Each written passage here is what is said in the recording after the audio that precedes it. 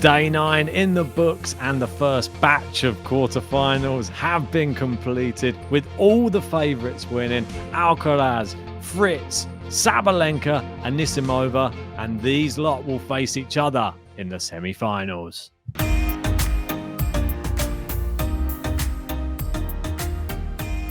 That's right, Ben. It was business as usual on day 9. All of the favourites winning each of the matches. The only one where there was a little bit of uncertainty was Siegemund. She almost beat Sabalenka. She was looking really good. It went to 3 sets. She was up a break in the third, was unable to close it out, and credit to Sabalenka.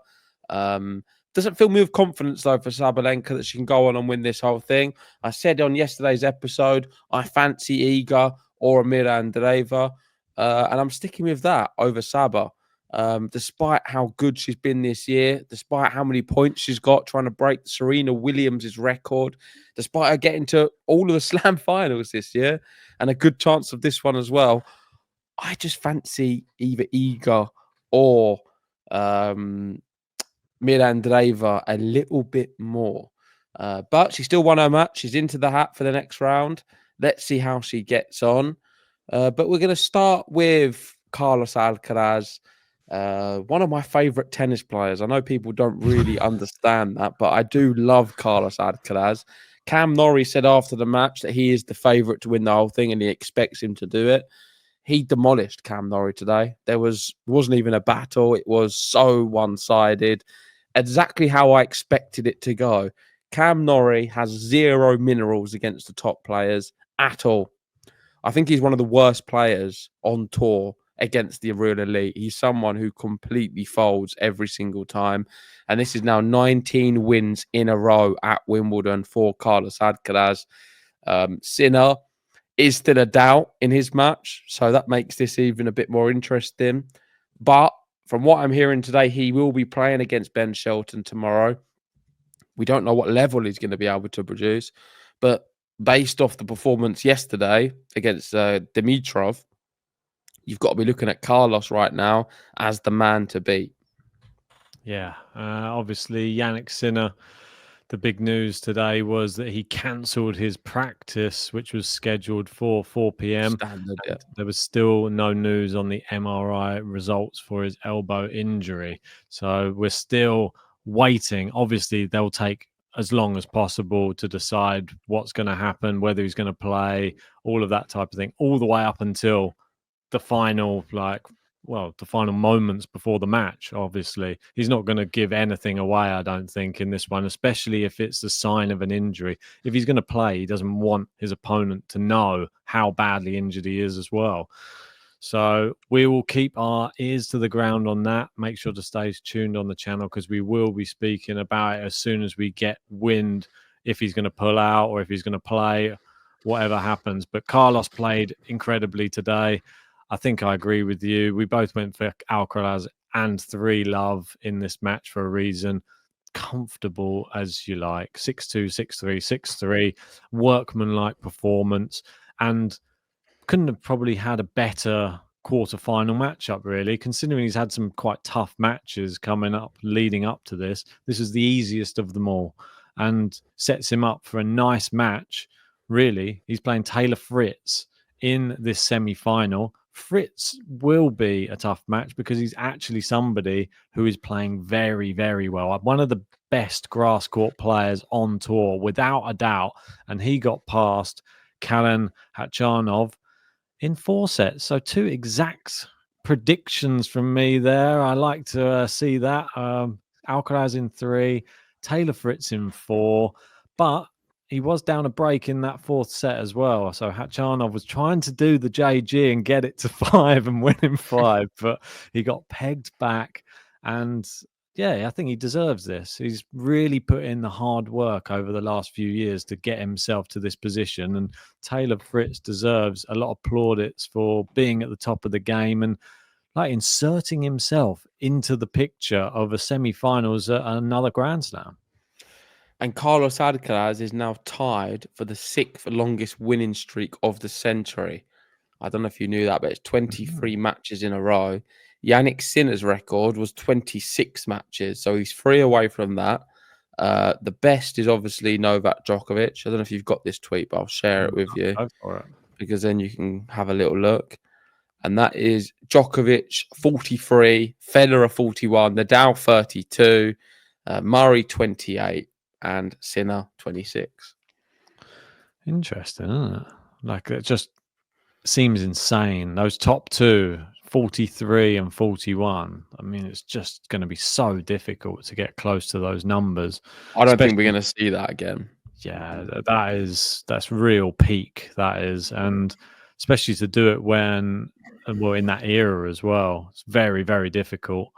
But can Carlos Alcaraz do the same? He would have to go on and win Wimbledon. He is definitely the favourite for me to win the title. That's why I've picked him at the start of the tournament. Obviously, I liked his draw. I liked the fact that his half of the draw didn't have Sinner, Djokovic, or Draper at the time. So that was what did help with my decision as well. But I still think he will be the favourite against Taylor Fritz in that semi-final. He leads the head-to-head. I believe it is 2-love against Taylor Fritz. I think I've got a little tweet for that one as well. Here we go. Yeah, 2-love. He leads the head-to-head. But this is on a grass court. And Taylor Fritz, I think if he could face Carlos Alcaraz on any surface right now to get his best opportunity to maybe get a result, I think he would pick the grass. No chance. Absolutely no chance. I think he would. No way. I don't agree at all with that. Carlos Alcaraz, one of the probably statistically the best player we've ever seen on grass. He's won the last Wimbledon championships. It is his best surface, I think. And you're saying that Fritz would choose if he could play him anywhere on the grass? Not for me. He would rather play him on a hard court. I disagree. I think that the way Taylor Fritz is playing right now, the confidence he has on this surface, I think he believes in himself that he has all of the tools. If the serve goes well for him and if he gets all of the tools that he has in the locker right on any day, I think he believes he can beat anyone on grass. But it's not played like that. It's all played in the mind. And this is where we're going to see if Taylor Fritz can overcome the demons that he faces against big players in big matches at Grand Slams. It's going to be a really tough one for him. Doesn't get any more tough than Carlos Alcaraz at Wimbledon right now. Obviously, you used to say probably Novak Djokovic was the toughest test. Now it looks like it is Carlos. He's on a ridiculous winning run at Wimbledon. He's going for number 3 in a row. And he just won his match in the most convincing fashion. That's got to be scary as well for Fritz. He could have done with Alcaraz playing a 5-setter or something whilst coming into this match. Instead, he's got a super fresh Carlos Alcaraz. Yep, and I see nothing other than Carlos Alcaraz in straight sets to beat Taylor Fritz. Wow, straight sets. Is that we're getting the predictions in already? Okay. Well, I've gone for it. You've got the photo up of them both. Why not? We're speaking about it. Right. I am going for Carlos Alcaraz in straights. I'm going to go Alcaraz in 4. I think Taylor Fritz is good for a set, and I think that he will really I think he'll come out quite quick, and he'll probably take the first set, and I think it'll probably be on like a tie break or something like that. But then Alcaraz will just get better and better as the match goes on. Taylor Fritz will get frustrated, and I don't think he's quite yet at that level to mentally conquer someone like Carlos. So let us know in the comment section who you have winning that semi-final. I think it's going to be a really good match, though. I think there'll be some very good rallies. I think we'll see the best of Carlos Alcaraz come out, and yeah, he'll make the final. I believe in it. Yeah, let's move over to Sabalenka, Ben, because I've got 2 tweets for her. She did beat Siegemund, and I was joking yesterday saying she may even go and win the whole thing. It looked possible at one moment. I thought she was actually going to beat Sabalenka. She completed the comeback, 4-6, 6-2, 6-4. And this is a really good stat for Saba. In her last 11 Grand Slam events, before the semi-final stage, she's 54-1. That's pretty crazy, that statistic. That 90. Basically, no one can hang with her until she gets nervous. And it proves the point that Sabalenka only loses to her own self. Against Coco Gauff, she didn't play her best. And if she did, she could have beaten Coco. I think it's kind of always on her racket, and she struggles at the semi-final and final stage of these big events. Before that, when the pressure's off, she doesn't matter who she plays; she just beats them. But today looked very close, and Yeah. something else was quite funny. I don't know if you've noticed it, but Siegemund takes quite a long time to serve. Yeah. And someone tweeted today saying this match was 2 hours 54 long because the total time of Siegemund's preparing to serve was 59 minutes. Yeah, I mean, maybe a slight exaggeration, but I do sort of see where they're coming from. Sometimes this is what you need, though. I think when you're trying to get under the skin of somebody who's so relentless, like Sabalenka, and you know that she needs rhythm and she needs to get into the match, that's the only way maybe that you feel that you can break up their game. You sort of, if you know you can play on that slower pace where you're just constantly slowing the match down, then it nearly worked. It was very, very close, but I think we just got to give her all of the credit in the world for getting how far she did. Laura Siegemund, she's like one of the best performances out of everybody this Yep. Wimbledon. No one saw it coming. Surprise And package for sure. most definitely. And she goes away with a massive pay package after this one. Lots of ranking points and her name in the lights, because there may have been people who didn't know who she was before. Now, lots of people saw her playing against Sabalenka on centre court and nearly taking out the world number one. We saw Sinner nearly go out yesterday. We nearly saw Sabalenka go out today. But they're still both in, aren't they? Yep, and Saba has been rewarded with Amanda Anisimova at the semi-finals of Wimbledon. Amanda leads the head-to-head 5-3. Saba won their most recent meeting at Roland Garros this year. They've never played on grass. Two of the biggest hitters in the world battling for a place in the final. Who will win? Wow. Yeah, 5-3 in favour of Anisimova is pretty insane. And like this tweet says here from ESPN saying about Anisimova, she took a mental health break back in May 2023 and didn't touch a racket for months. Her WTA ranking fell outside the top 400, and now she's in to the Wimbledon semi-finals. How crazy is tennis and how it can just turn around? And maybe just taking some time away was what she needed, just to reassess everything, get all your ducks in a row, and just come back better than ever. We always knew the quality was there. Oh, you what? Your ducks? Yeah, that's just saying. Ducks in a row? I've never heard of it. You never heard of that saying? Oh, No. that's just like saying, like, yeah, just sorting out all of your business and just making sure you can Do you have all come your back. ducks in a row? No, my ducks are all over the place. I don't know where my ducks are. I've had one of them for dinner. It's a pancake. No, Bit of voice in. that's it. I think you had one of them earlier, didn't you? But anyway, yeah, it's going to be a really good matchup. I think it doesn't get much tougher for Sabalenka. You had Laura Siegemund, who's quite a strong, powerful player. I think this is another level up. This is somebody who is more used to playing against bigger names and beating some of them as well. So I'm excited for this one because I think Anisimova can actually do some damage. Can she beat Sabalenka? That's another thing. So I think for my prediction on this one, I'm going to be going Sabalenka in 3. So I'll bring it up again on the screen. There we go. Sabalenka in 3. And how are you going with this? I'll have Anisimova in 3. Whoa. Anisimova in 3. Interesting.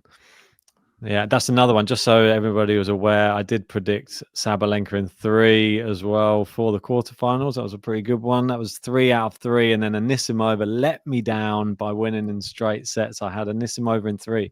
But let's just note, Pavlyuchenkova had, I think it was 5 set points in the second set. And it was so close to just grabbing that one. So does that count as a set then? Isn't it pretty much? I mean, I'll take it as a set, really. I think it was pretty much one set all nearly, wasn't it? Close enough. Anyway, Yeah. those are our predictions on that. There was one little other bit of action that was going on today, but it wasn't actually from the actual players in the tournament. It was a Legends match that was going on, JG. Remember seeing an interview about somebody playing in the Legends? Yes, it is Mira Andreeva's coach, Conchita Martinez. And Mira said, I'm not going to tell you what I'm going to do. I'm just going to appear at the match to cheer you on. And this is what happened. She turns up at the match with this amazing sign that she's created. Says, "Let's go, senorita, topspin. You are golden." Cheering her on all the way. I mean, doesn't get better than this. A super fan on the sidelines. Look at this. What a sight. I mean, what a legend. I love her already. Very So funny. How did she get on? I don't even know how she got on. I just like all of the pep talks that she's being given. The coach is being coached by her student, which is just beautiful to see. And I love the hat as well. Where did she get this hat from? It's absolutely fantastic. Is this from the Wimbledon shop or did she make it herself? I don't even know. Yeah, I'm just trying to have a look. On the intimate setting on court 16, the 7th seed sported a hat decorated with tennis-related pin badges and held a poster reading, "Let's go, senorita, and you are golden." Yeah, brilliant. Yeah. She played alongside Greg Rosetsky. Oh, but we don't know. I can't see what the result was let's here. see if I mean, I don't think it can- really matters that much. an exhibition. I don't think it does really. Yeah, I think Martinez said the teenager brings out her playful side, and the partnership has also been an effective one, with Andreeva rising to a career high 6th in the rankings and reaching the quarterfinals at Wimbledon for the first time. That's right. And if you want to see her quarterfinal, that will be on tomorrow on Centre Court. That's right. The first match on against Belinda Bencic, followed by Novak Djokovic versus Flavio Cobolli. On Fan. court, on court one, Yannick Sinner demoted again. He's down on court one again. He's playing Ben Shelton second on. They're giving him as much time as possible to recover from that elbow injury. And Iga versus Samsonova will be the first match of the day. Exciting. So like it says at the bottom, former champs Alcaraz and Djokovic confirmed to play all their matches on centre, and world number one Sinner to play his second match on court number one. If he wins, he doesn't need to worry, because then he will definitely be on centre and my prediction will be alive. Obviously, I'm banking on Sinner to still do the business. We don't know. We don't have much of an update regarding the elbow. I've just seen a video pop up on my feed, but it's a bit late for me to watch it now since we're doing the podcast. But I'm sure I'll be full of it tomorrow on tomorrow's episode.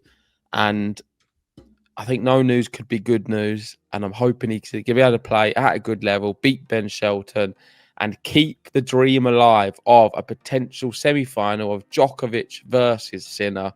It's important to note, every single Grand Slam this year, the quarterfinalists have consisted of Alcaraz, Sinner, and Novak Djokovic.